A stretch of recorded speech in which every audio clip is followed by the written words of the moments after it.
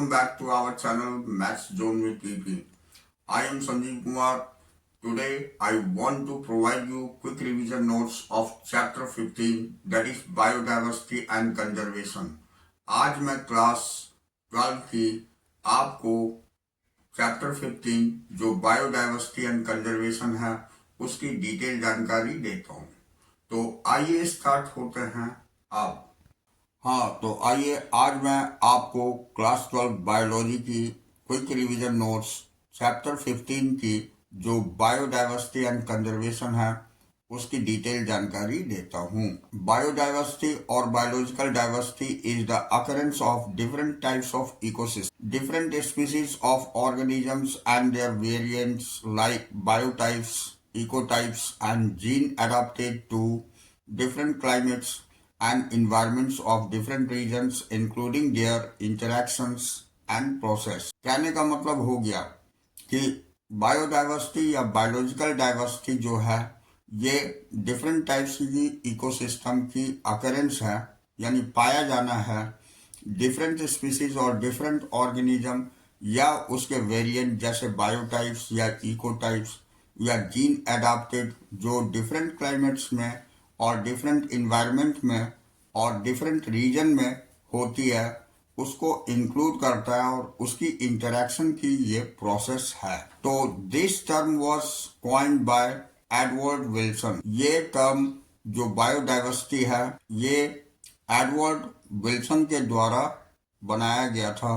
और the vast array of species of micro organism, algae, fungi, plant and animals occurring on the earth either in the terrestrial or aquatic habitats and the ecological complexes of which they are part comprises biodiversity. Biodiversity ranges from macromolecules to biomes। कहने का मतलब हो गया कि ये term सबसे पहले Edward Wilson ने हमें दिया था और जो वास्ट एरे स्पीसीज की है ये मैक्रो ऑर्गेनिज्म की जैसे एल्गी, फंजाई और प्लांट और एनिमल्स है, इसमें अर्थ पर पाया जाना या तो वो टेरेस्ट्रियल हो या एक्वेटिक हैबिटेट के हो, ये इकोलॉजिकल कॉम्प्लेक्सेस हो और ये कंप्राइज करती है सारी चीज बायोडाइवर्सिटी के अंतर्गत। अब biodiversity ranges from macromolecules to biomes और बायोडाइवर्सिटी की रेंजेस जो होती है बायोम की मैक्रोमोलिक्यूल से होती है। अब the important diversity at a level of biological organisations are, जो इम्पोर्टेंट डाइवर्सिटी है बायोलॉजिकल ऑर्गेनाइजेशन की वो नीचे दिए गए हैं, इसकी जानकारी लेता हूँ। तो फर्स्ट है इसमें genetic diversity. A single species might show high diversity at the genetic level over it's distributional ranges, जैसे रोल्फिया वोमिटोरिया है, so genetic variations in terms of concentration and potency of chemical Razorpine India has more than 50,000 genetically different strains of rice and 1,000 variety of mango। कहने का मतलब हो गया कि एक single species को हाई डाइवर्सिटी जो पाई जाती है जेनेटिक लेवल पर और ये डिस्ट्रीब्यूशनल रेंजेस होती है, जैसे रोल्फिया वोमिटोरिया है, ये जेनेटिक वेरिएशंस दिखाती है कंसंट्रेशन और पोटेंसी को केमिकल रिजर्पाइन इंडिया में more than 50,000 genetically different strains rice की देखते हैं हम और 1,000 वेराइटीज ऑफ मैंगोज की होती है। दूसरा है स्पीशीज डाइवर्सिटी। तो diversity at species level, for example, the Western Ghat have more amphibians species diversity than the Eastern Ghat। यानी species diversity भी देखी जाती है जिसमें कि species की level की diversity जो होती है जो वेस्टर्न घाट में सबसे ज़्यादा एम्फीबियन स्पीसीज की है in comparison to Eastern Ghat. अब थर्ड होता है इकोलॉजिकल डाइवर्सिटी। ये deserts, rain forest, mangroves, coral reefs, wetlands, estuaries and alpine meadows are type of ecological diversity. तो कहने का मतलब हो गया कि इकोलॉजिकल डाइवर्सिटी के अंतर्गत डेजर्ट है, rain forest, mangroves, coral reefs, wetlands और एस्चुरीज है और अल्पाइन मीडोज, ये अलग अलग तरह के इकोलॉजिकल डाइवर्सिटी के एग्जाम्पल हैं। तो यहाँ देखिए फिगर में हमें इनवर्टिब्रेट के दिखाए गए हैं, यहाँ पर अदर एनिमल ग्रुप्स की देखी गई है, ये क्रस्टेशियंस की देखी गई है, ये मोलस्क है, ये इंसेक्ट्स हैं। तो सबसे ज्यादा इंसेक्ट्स की दिखाई गई है, जबकि यहाँ वर्टिब्रेट के अंतर्गत फिशेस सबसे ज्यादा है, उसके बाद मैमल्स है, बर्ड्स है, रेप्टाइल्स है एंड एम्फीबियंस, और उसके बाद प्लांट के अंतर्गत आप देख सकते हैं ये मॉसेस है, ये फर्न एंड एलीज है, ये एंजियोस्पर्म है और ये लाइकेंस है, यहाँ एल्गी है और ये फंजाई है। तो इसमें सबसे ज्यादा एंजियोस्पर्म की दिखाई गई है। तो ये सारे आपको बायोडाइवर्सिटी को शो किया गया। अब हम अगले पॉइंट पर आते हैं। तो biodiversity and its conservation are vital environmental issue of international concern as more and more people around the world begin to realize the critical importance of biodiversity for survival and well-being on this planet. कहने का मतलब हो गया कि biodiversity और इसकी conservation हम सुरक्षा को कहते हैं, यानी सुरक्षित रहना। ये वाइटल इन्वायरमेंटल इश्यूज होती है, ये इंटरनेशनल लेवल पर जो कि कंसर्न करती है ज्यादा से ज्यादा लोगों को अराउंड आवर वर्ल्ड, जो वर्ल्ड के अंतर्गत होती है, बिगिंस टू रियलाइज, ये रियलाइज करने के शुरुआत में द क्रिटिकल इम्पोर्टेंस, बहुत ही क्रिटिकल इम्पोर्टेंस बायोडाइवर्सिटी की होती है सर्वाइवल के लिए या वेल बीइंग के लिए प्लेनेट के ऊपर। अब next point, according to the IUCN, the total number of plant and animal species described so far is about 1.5 million, but still many species are yet to discovered and described. कहने का मतलब हो गया कि IUCN के आधार पर total number of plant या animal species की जो डिस्क्राइब करी गई है वो लगभग 1.5 मिलियन है, और बहुत सारे स्पीसीज जो कि डिस्कवर्ड हुए हैं या डिस्क्राइब्ड हैं उस आधार पर। Next point, more than 70% of all the species recorded are animals, यानी जितने भी रिकॉर्ड करे गए हैं स्पीसीज उसमें से 70% से ज्यादा स्पीसीज ये एनिमल्स की पाई जाती है, जबकि rest are plants including algae, fungi, bryophytes, gymnosperm and angiosperm. इसमें जो बचे 30% वो प्लांट इंक्लूड करता है, जिसके अंतर्गत एल्गी आती है, फंजाई आती है, ब्रायोफाइट्स आता है, जिम्नोस्पर्म आता है और एंजियोस्पर्म आता है। तो among animals 70% of total are insects. Animals के अंतर्गत 70% टोटल एनिमल का इंसेक्ट्स पाए जाते हैं। The number of fungi species in the world is more than the combined total of species of fishes, amphibians, reptiles and mammals. कहने का मतलब हो गया कि नंबर ऑफ फंजाई स्पीसीज जो वर्ल्ड में पाए जाते हैं ये कंबाइंड टोटल स्पीसीज की जो फिशेस, एम्फीबियंस, रेप्टाइल्स और मैमल्स है उससे कहीं ज्यादा है। अब हम बायोडाइवर्सिटी इन इंडिया देखते हैं। तो पहला point, India is one of the 12th mega biodiversity countries of the world, यानी इंडिया 12वें पोजीशन पर आती है बायोडाइवर्सिटी कंट्रीज के रूप में पूरे वर्ल्ड के अंतर्गत। Next point, India has only 2.4% of land area of the world. India की केवल 2.4% लैंड एरिया पाई जाती है पूरे वर्ल्ड में। It has 8.1% of global species biodiversity, जबकि वर्ल्ड के अंतर्गत 8.1% ग्लोबल स्पीसीज पाई जाती है बायोडाइवर्सिटी की। अब next point, there are about 45,000 species of plants and about 90,000 to 1 lakh species of animals. इसके अंतर्गत लगभग 45,000 जातियां प्लांट्स की पाई जाती है जबकि 90,000 से 1 लाख जातियां ये एनिमल्स की पाई जाती है। Next point, new species are yet to discovered and named. नई जाति जो होती है वो या तो डिस्कवर्ड होना बाकी है या उसके नामांकन होना बाकी है। अब नेक्स्ट पॉइंट, अप्लाइंग रॉबर्ट मेज global estimate, only 22% of total species have been recorded. India has probably more than 1 lakh species of plants and 3 lakh species of animals to be discovered and described. अगर हम Robert मे के अनुसार apply करें, global estimate करें, तो उसमें 22% total species जो है ये रिकॉर्डेड हुई है और इंडिया की लगभग 1 लाख स्पीसीज प्लांट की पाई जाती है इंडिया में और 3 लाख स्पीसीज ये एनिमल्स की ऑलरेडी डिस्कवर्ड और डिस्क्राइब्ड हो चुकी है। अब हम पैटर्न ऑफ बायोडाइवर्सिटी देखते हैं। तो पहला पॉइंट इसमें है लैटिट्यूडनल ग्रेडियंट्स। तो the diversity of plant and animal is not uniform through out the world and shows uneven distribution. कहने का मतलब हो गया कि जो प्लांट की या एनिमल की डाइवर्सिटी है ये यूनिफॉर्म थ्रू आउट नहीं है पूरे वर्ल्ड में, ये अनइवन डिस्ट्रीब्यूशन इसकी है।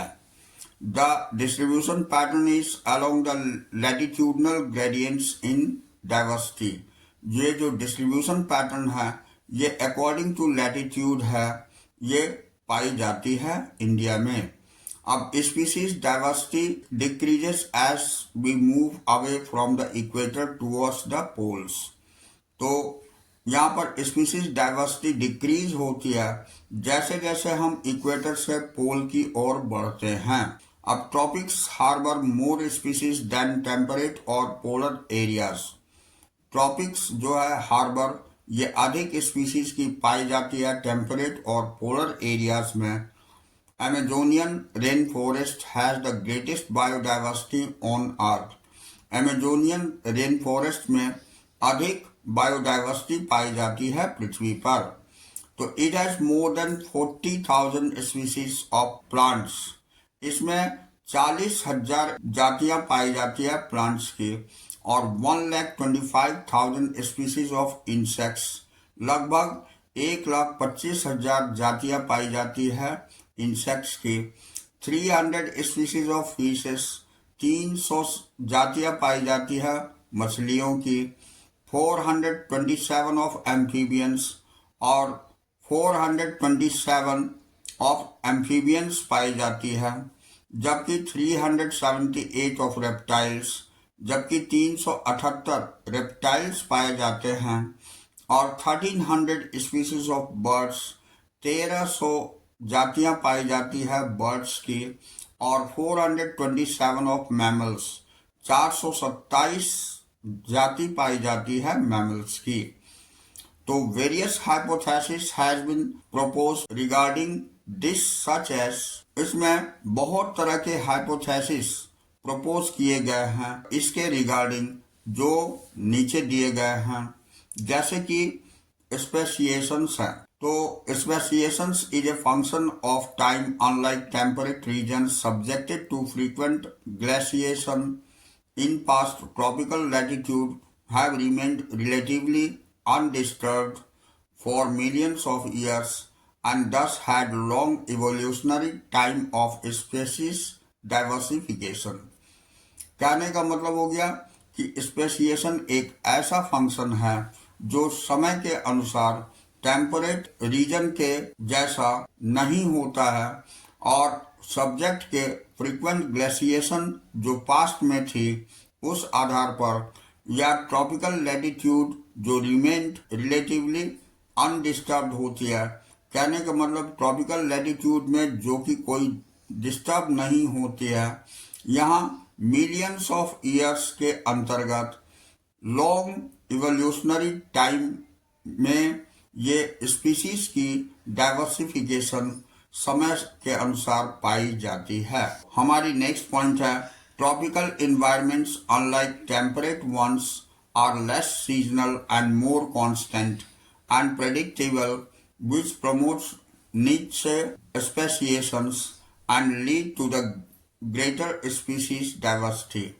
कहने का मतलब हो गया कि ट्रॉपिकल इन्वायरमेंट जो टेम्परेट के कंपैरिजन में ये लेस सीजनल और ज़्यादा कांस्टेंट होती है, ये प्रेडिक्टेबल भी होती है, ये प्रमोट करती है नीचे स्पेशलाइजेशन को और ये अधिक स्पीशीज डाइवर्सिटी यहाँ पाई जाती है। उसके बाद है कि there is more solar energy available in the tropics which contribute to higher productivity.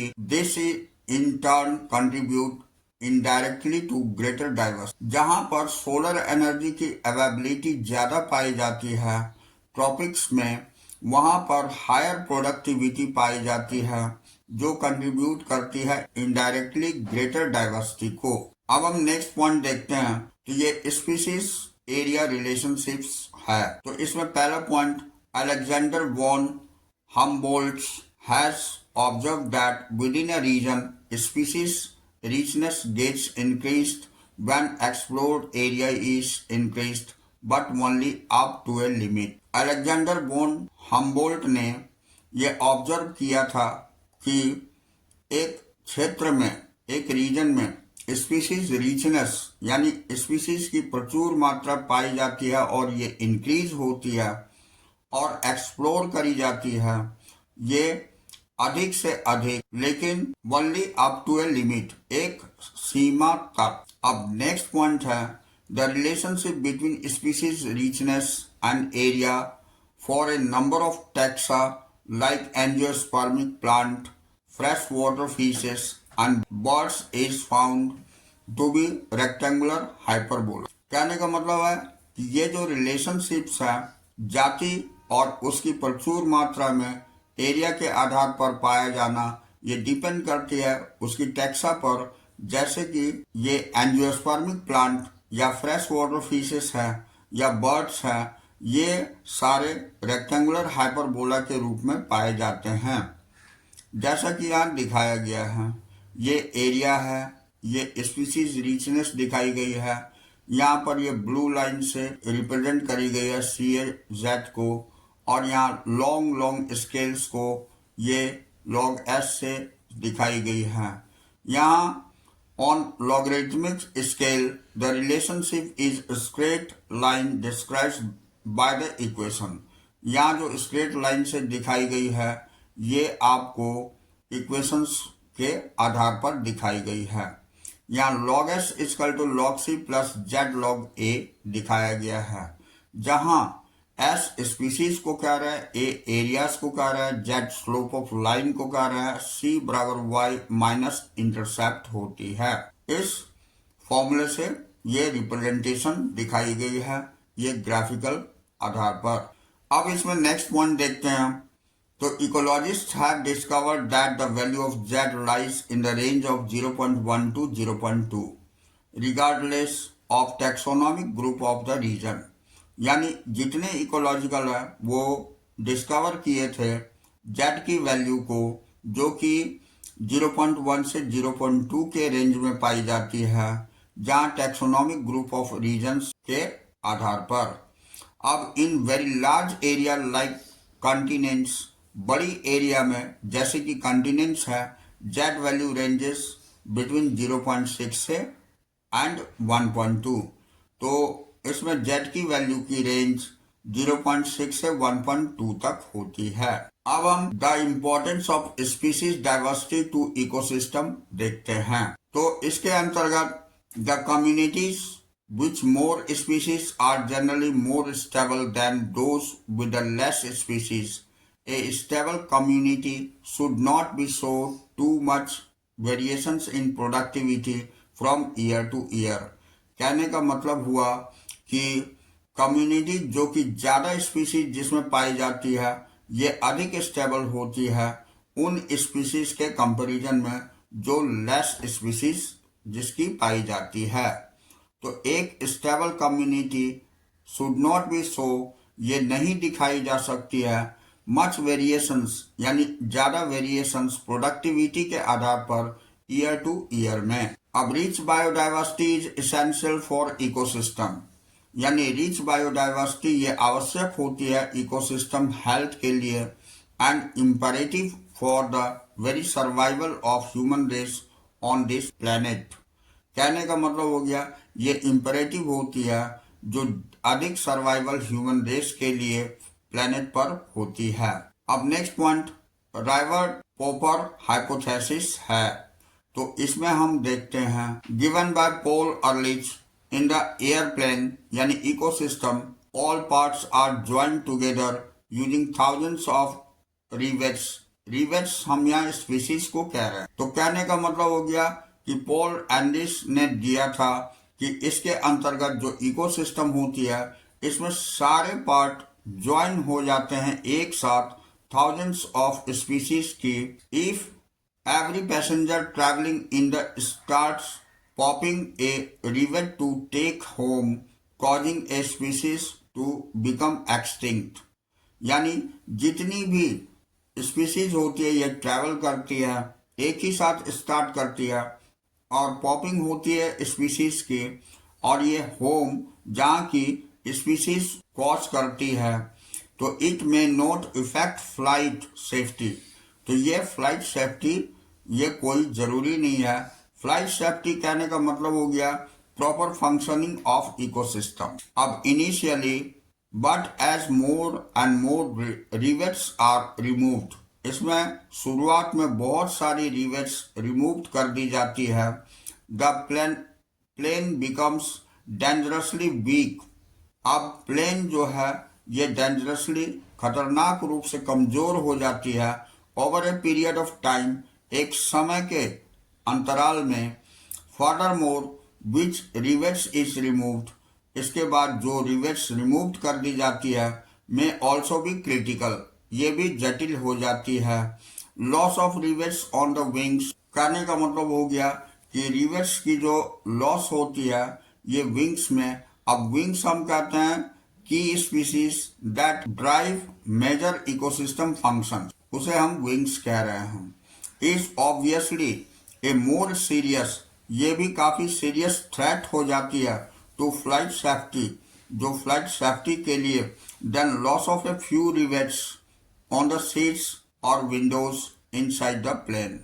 इसमें बहुत ही कम सेफ्टी के रूप में बच जाती है रिवेट्स सीट्स पर या विंडोज में प्लेन्स के। कहने का मतलब है बहुत कम स्पीसीज सरवाइव कर पाते हैं अकॉर्डिंग टू इन्वायरमेंट और अकॉर्डिंग टू आवर वर्ल्ड में पाए जाने वाले इकोसिस्टम के आधार पर। अब यहाँ हम लॉस ऑफ बायोडाइवर्सिटी देखते हैं। तो the biological wealth of our planets have been declining rapidly due to the three fact. कहने का मतलब हो गया कि बायोलॉजिकल वेल्थ जो है हमारे प्लैनेट पर ये डिक्लाइन होती जा रही है बहुत तेजी से, ये तीन फैक्टर के कारण। पहला है पॉपुलेशन, अर्बनाइजेशंस एंड इंडस्ट्रियलाइजेशंस। ये तीनों फैक्टर पॉपुलेशन है, अर्बनाइजेशन है और इंडस्ट्रियलाइजेशन है। द IUCN रेड लिस्ट जो 2004 में हुई थी,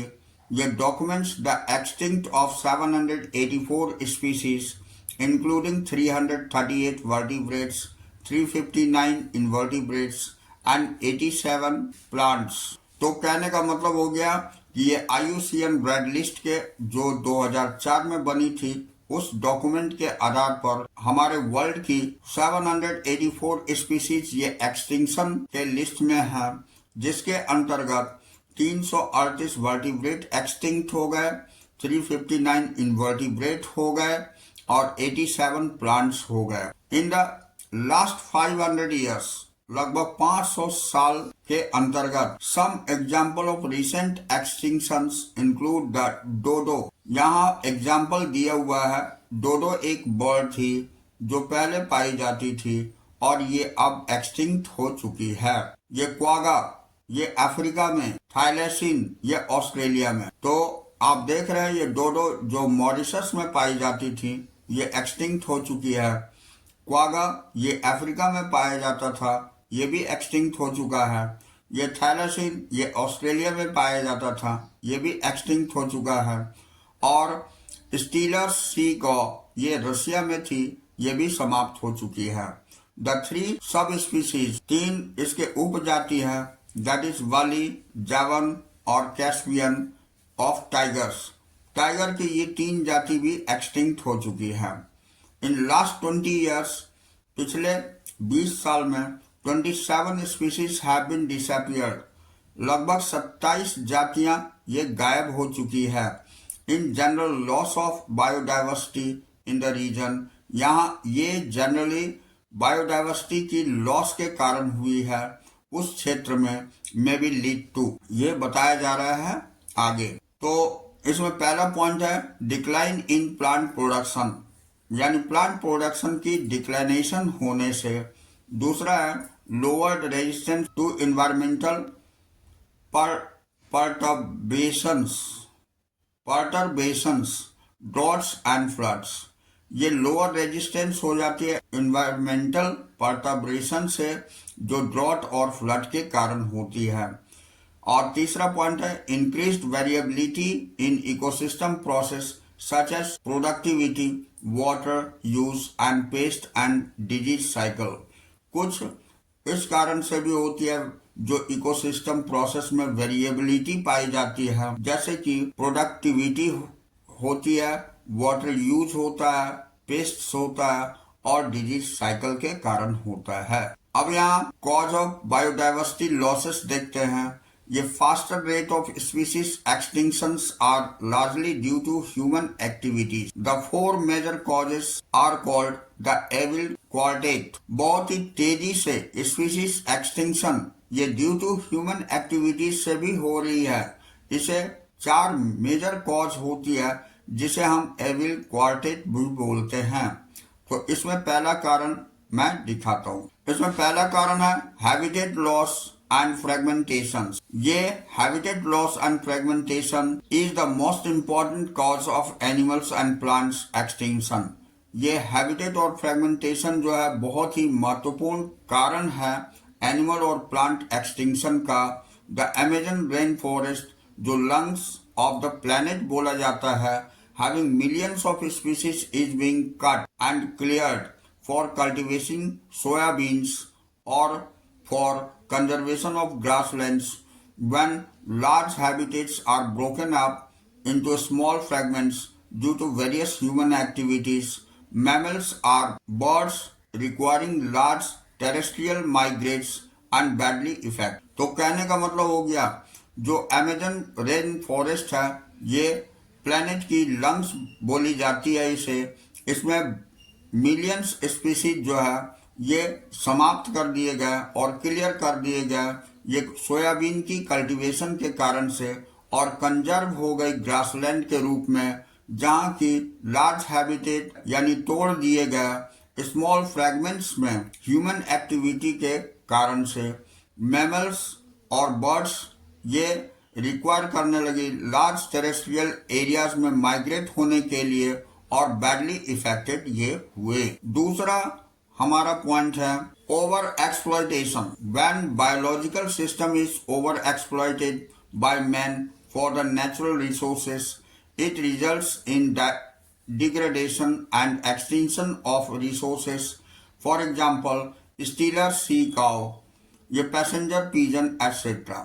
कहने का मतलब हो गया कि ओवर एक्सप्लॉयटेशन के कारण भी ये भी ह्यूमन एक्टिविटी होती है।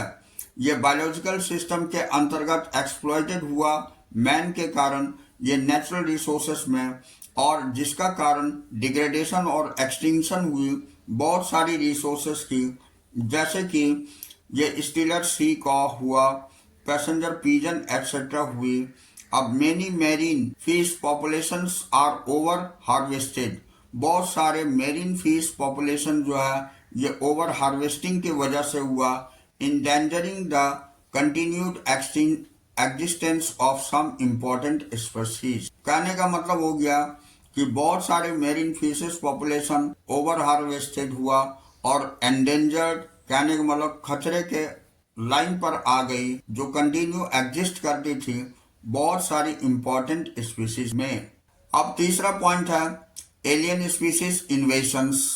तो when alien species enters internationally और un internationally some of them turn invasive and cause decline to extinction of indigenous species.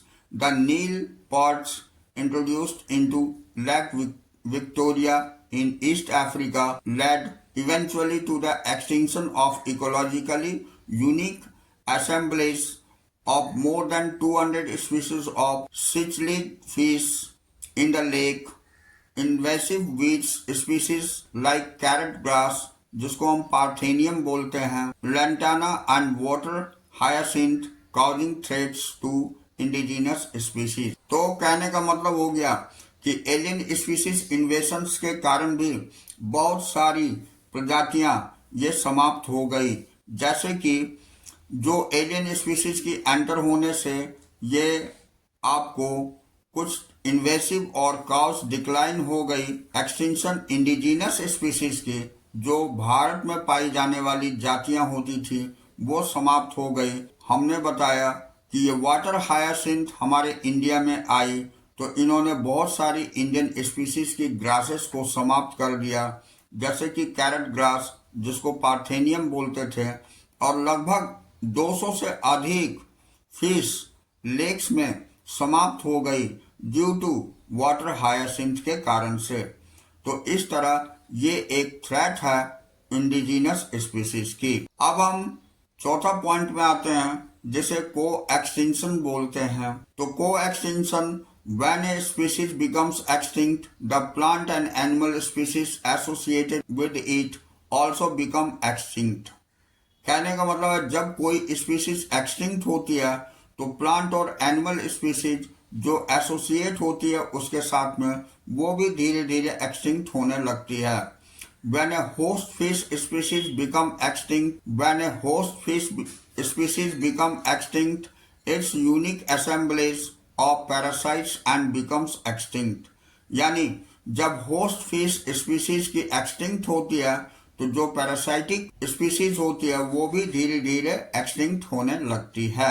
इस तरह की पॉइंट को एक्सटिंक्शन कहलाती है। अब हम अगला पॉइंट देखते हैं, बायोडाइवर्सिटी कंजर्वेशन। तो we should conserve the biodiversity due to following groups of reason. तो बायोडाइवर्सिटी कंजर्वेशन ये बहुत ही इंपॉर्टेंट पॉइंट है, इसकी हमें जानकारी होना बहुत आवश्यक है। हम लोगों को कंजर्व करनी चाहिए बायोडाइवर्सिटी ये फॉलोइंग ग्रुप और रीजन के कारण से।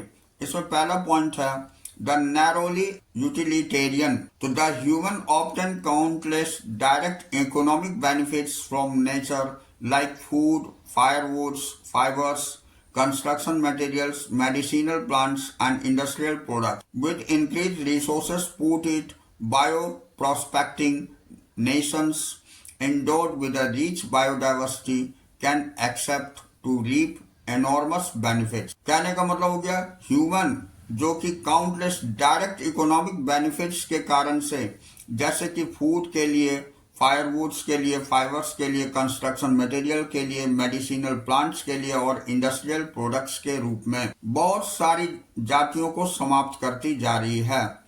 ये बायो प्रोस्पेक्टिंग नेशंस की इंडोट करती है। ये रिच बायोडाइवर्सिटी जो थी वो अब धीरे धीरे अपनी बेनिफिट्स के लिए ह्यूमन समाप्त करते जा रहे हैं। सेकंड पॉइंट है द ब्रॉडली यूटिलिटेरियन। तो biodiversity plays a major role in economic ecosystem services. The nature provides production of oxygen during photosynthesis, pollinations.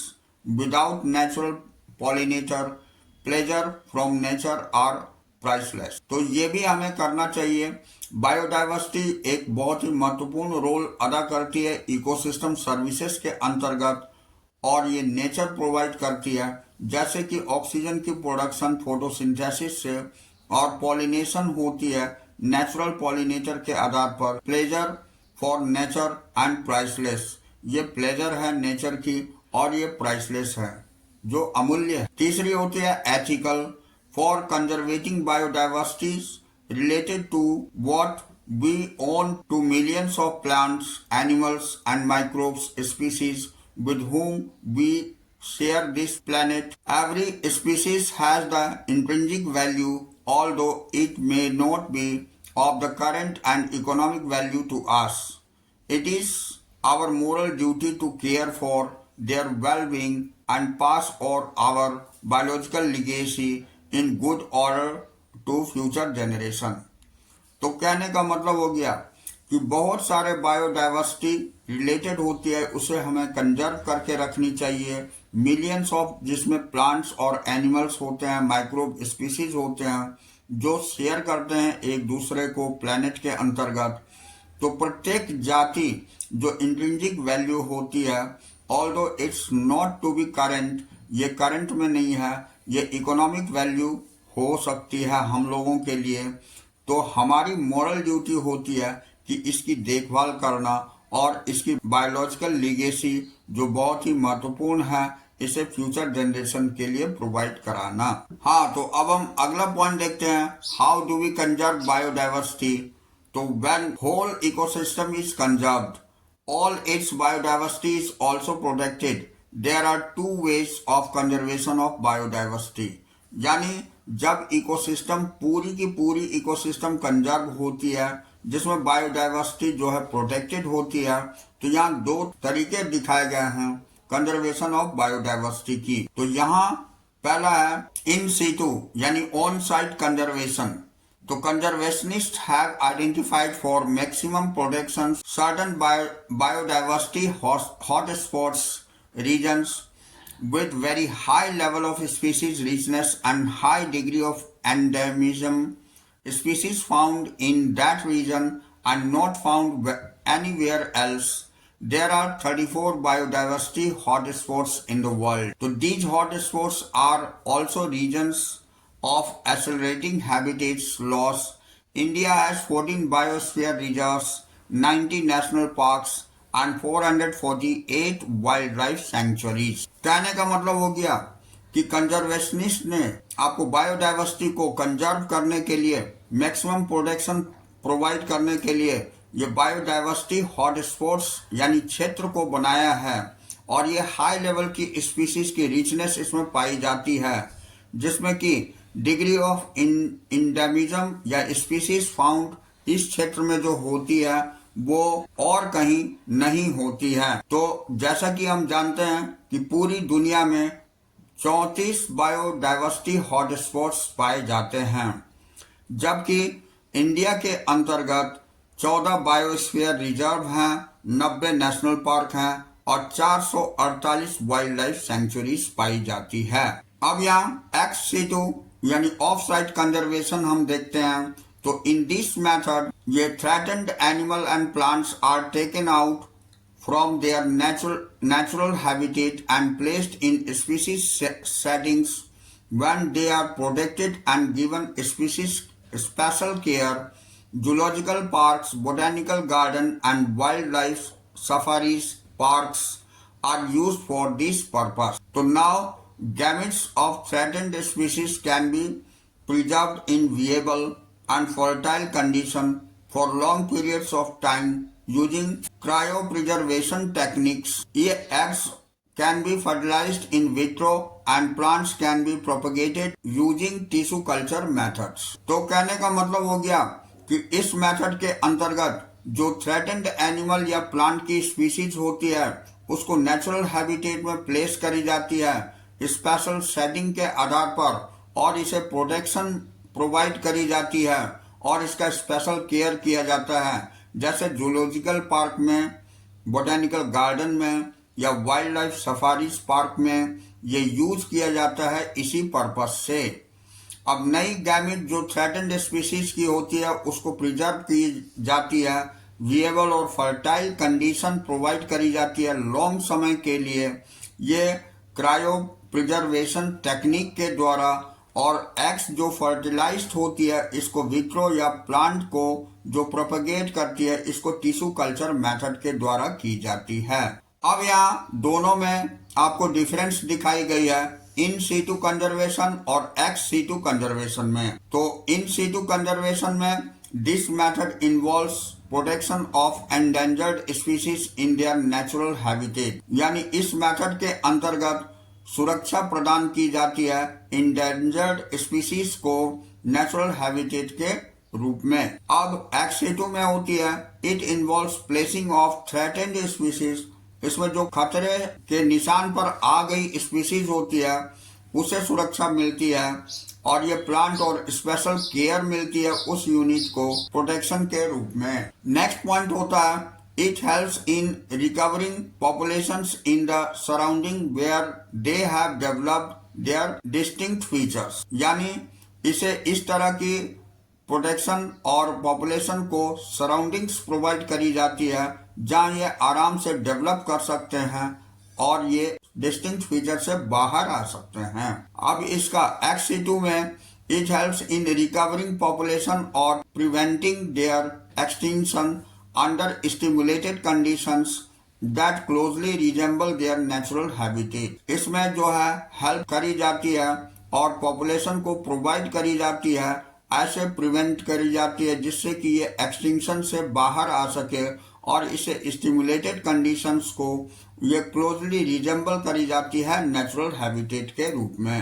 अब इन सीटू का एग्जांपल नेशनल पार्क है, बायोस्फीयर रिजर्व्स है और वाइल्ड लाइफ सेंचुरीज है, जबकि act 2 का example botanical garden and zoological park है।